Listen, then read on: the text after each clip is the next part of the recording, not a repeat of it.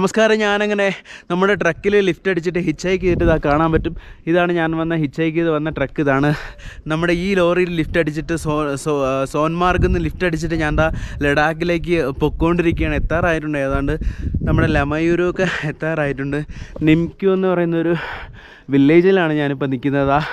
ലഡാക്കിൻ്റെ ആ ഒരു എന്താ പറയുക, ആ ഒരു കോൾഡസ്റ്റ് ഡെസേർട്ടായിട്ടുള്ള ലിംക്യു എന്ന് പറഞ്ഞ ഒരു കുഞ്ഞു ഗ്രാമത്തിലാണ് ഞാൻ ഇപ്പോൾ നിൽക്കുന്നത്. കാണാൻ പറ്റും. ഇനി ഇവിടെ നിന്ന് ഏതാണ്ട് ലേയിലോട്ട് ഏതാണ്ട് ഒരു 170 കിലോമീറ്ററോളാണ് ഉള്ളത്. രാത്രിയോടുകൂടി എത്തും.